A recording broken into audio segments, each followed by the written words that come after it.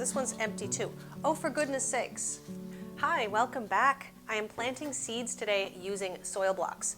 I have my trusty soil blocker that I've been using, I think 4 or maybe even 5 years now. This thing's been great. It still looks like new, and I've used it to make thousands of soil blocks every year. And today I'm planting, most of these are for the cut flower garden. I have stock. This will be my second planting of stock. I have larkspur, which is very much like a delphinium, maybe not quite as big, not reliably perennial, but just as gorgeous. I have do I have 4 of those? No, I have 3 of those. And then I have 3 packets of Rudbeckia. There's one a little bit shorter that I'm going to use mostly in the landscape, but I have 2 other taller versions that will be for the cut flower garden as well. And I also have some fancy pansies that I want to try. I've never grown pansies from seed. So I do have a couple of smaller trays. And these smaller trays each have 40 blocks in it. My soil blocker here makes 20 blocks at a time. And you do that by filling each of these little cubes with soil, squeezing them in so that they stick together, placing them on your tray, and then squeezing the trigger, and it pushes the blocks out. So I do have some of these small trays that fit 40. I think if I turn them the other way, I can actually get 60, but I've put 40 each on these, and these green ones have 120.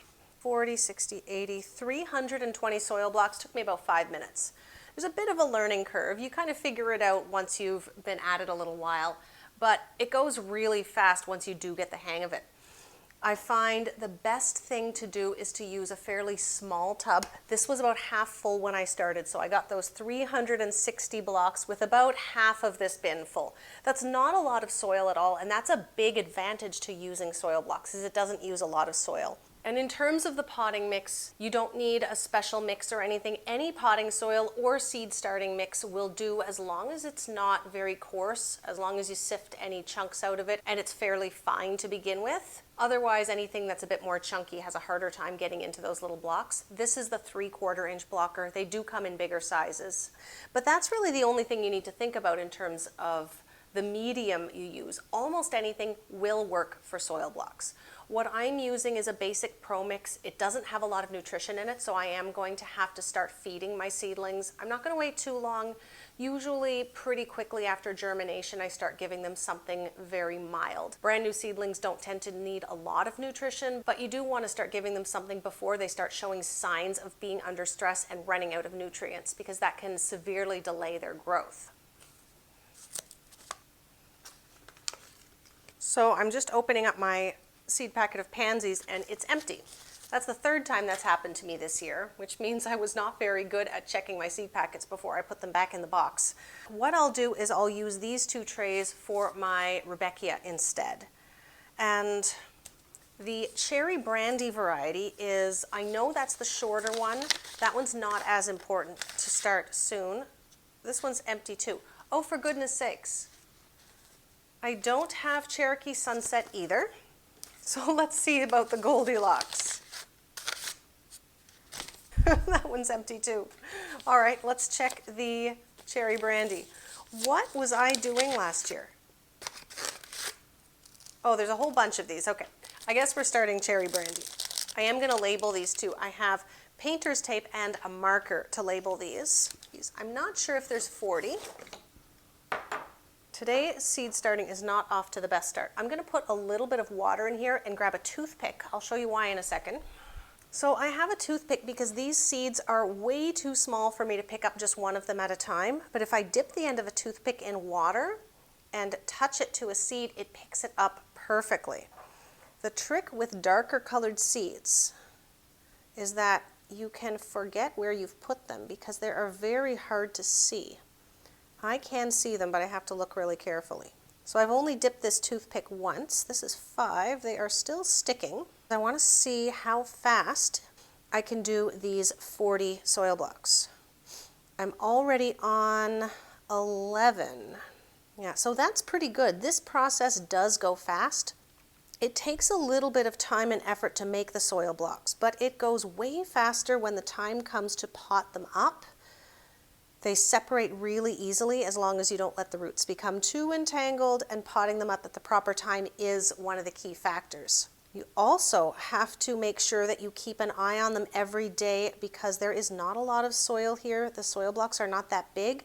They can dry out really, really quickly. I am on 22. I'm going to dip my toothpick, so I'm over half done already. I tend to check on mine in the morning and the evening. They don't need water twice a day.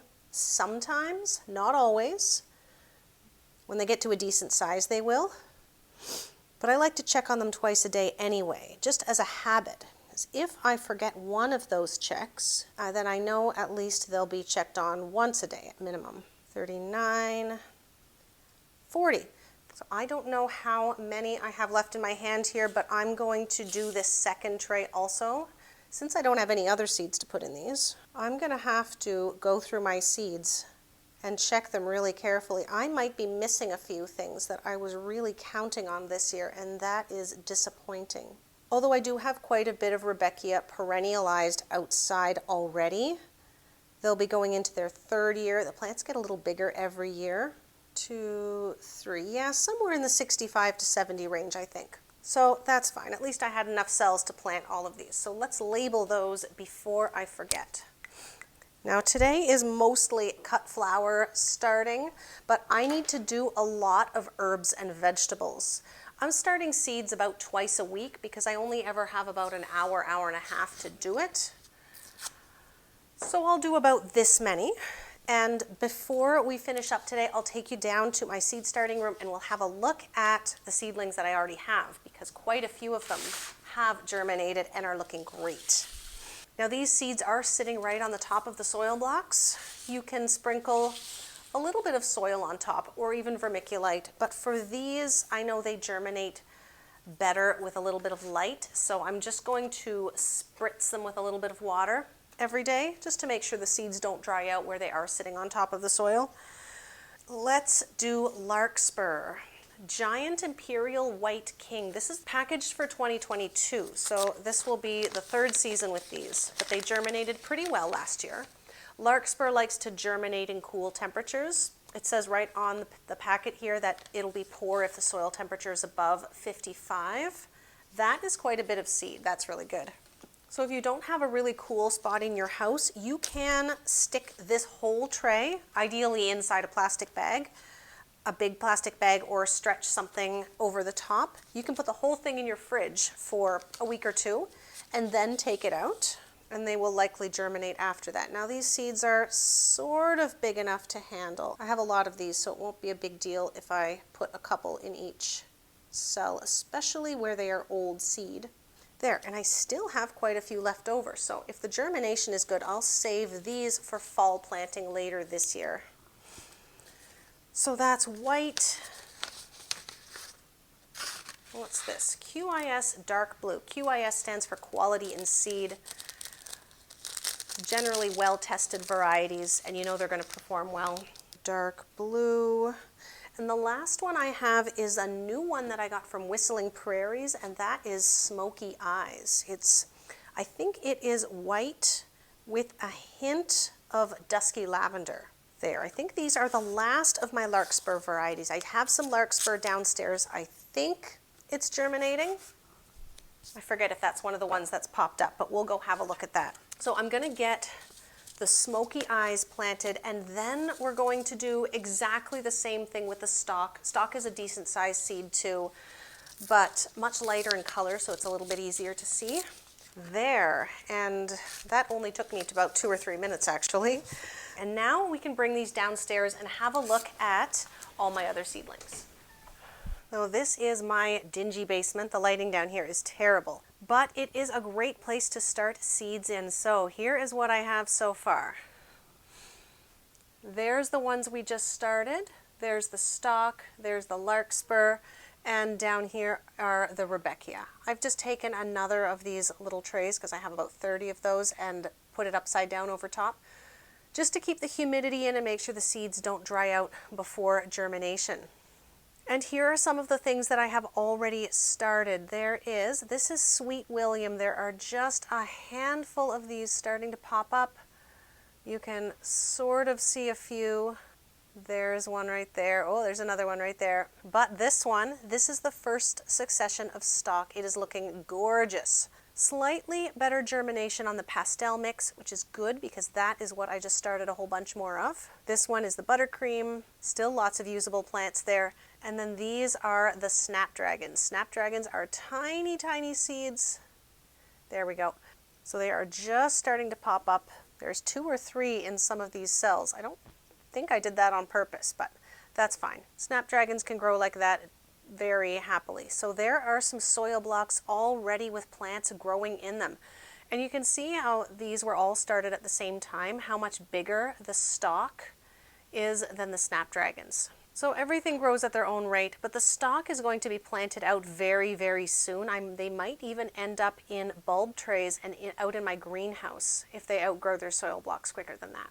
So not only that, but I have 5 crates of dahlias here. 1, 2, 3, 4, 5, and in this one there are some shoots. There's 1, 2, oh that's a nice one. 3, I see another one.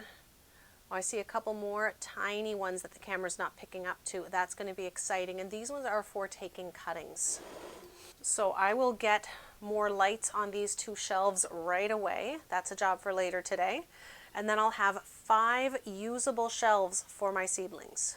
There are the ranunculus and anemones. There's 8 trays of ranunculus, 2 trays of anemones, and the anemone is officially the first shoot. There it is. It's hard to see, it's barely visible, but there is officially life in these early season flowers. It all of a sudden got really warm this week, and it's actually raining today and tomorrow and well above freezing. So I'm hoping to get outside and start looking for signs of growth within the next few days.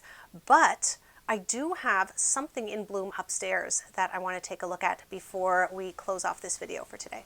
And that is the amaryllis in my sunny room. I've gotten so many flower stalks out of these bulbs already, but this is the first Rhylona stalk, and I grabbed one of the packages so that you could see, since it's not quite in bloom yet. This is a gorgeous salmony peach color. These were potted up the same time as all my other amaryllis, but they didn't show signs of growth for months. Finally, they are growing. And of the 7 bulbs that I have, only 1 is still not showing signs of growth. So it's still firm. There is still green on it, so I know it's alive. It's just being a bit stubborn. But these are every bit of 2.5, maybe even 3 feet tall. These are gigantic, and I cannot wait to see these flowers when they open. I have a nice white saved from last year, and this one looks about ready to open too, has shades of pink. I'm not sure if this one's pink or red. I'll label it when it opens. I have about 35 amaryllis bulbs, so I've gotten tons of flowers over the winter, and it's been absolutely fantastic. I will be saving all these bulbs, and a lot of them I saved from last year too, but the Rhylona is one of the new additions for this year too. So I'll do an upcoming video checking in on my amaryllis maybe next week when all of these new stalks start to bloom. But for now, I'm going to say thank you so much for watching, and I will see you next time.